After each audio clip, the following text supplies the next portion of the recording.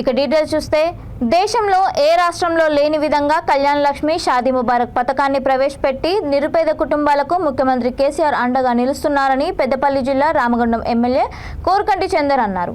Ramagundam municipal corporation పరిధిలోని 50 డివిజన్లలోని 122 మంది లబ్ధిదారులకు కళ్యాణ్ లక్ష్మి చెక్కులను అందజేశారు. ఈ సందర్భంగా ఆయన మాట్లాడుతూ దేశానికి ఆదర్శవంతమైన పాలన అందిస్తూ అన్ని వర్గాల ప్రజల అభ్యున్నతికి కృషి చేస్తున్న కేసీఆర్ పాలనను దేశ ప్రజలు సైతం కోరుకుంటున్నారని అన్నారు.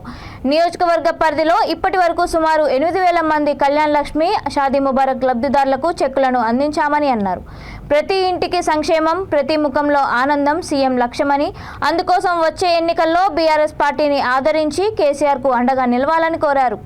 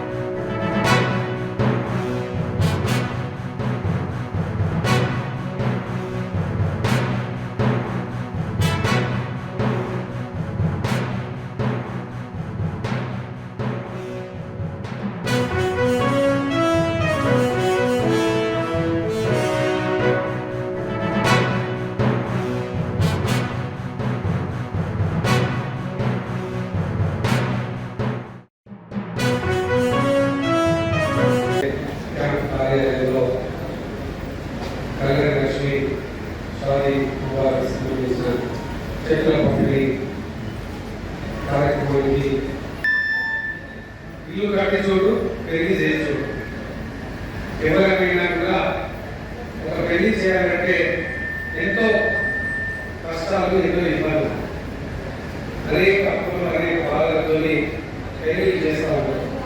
ఎవరికైనా ఏ కుటుంబంలో గతంలో మన భారతదేశాన్ని 70 ఏళ్ళు పరిపాలించినటువంటి పార్టీ, 70 ఏళ్ళు పరిపాలన చేసినటువంటి రాజకీయ పార్టీలు, కాంగ్రెస్ పార్టీ కానీ, లేదా బీజేపీ పార్టీ కానీ, తెలుగుదేశం పార్టీ కానీ, ఈ పార్టీలు ఏ పార్టీ కూడా పేద ప్రజల కోసం పేరింట్లో ఆడబిడ్డ పెళ్లి చేస్తే ఆ కుటుంబంలో కష్టాలు ఉంటాయి, ఆ కష్టాలను మన ప్రభుత్వం ద్వారా సాకారం చేయాలనే ఆలోచన ఏ ప్రభుత్వం కూడా చేయలేదు.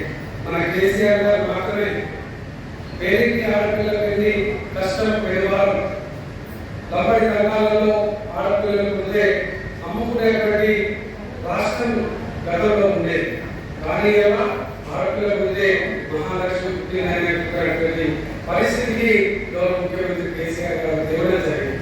ఇలా ఆడపిల్లకు మొట్టమొదటిగా పెళ్లి చేయాలనే సందర్భం వస్తే ఖచ్చితంగా ఇద్దరు గతంలో ఏ విధంగా ఉండేది అంటే చిన్న పిల్లలకి వివాహాలు చేసేటువంటి పరిస్థితి ఉండేది. ఇలా బాల్య వివాహాలన్నీ కూడా రద్దయిపోయాయి. ఎందుకు అంటే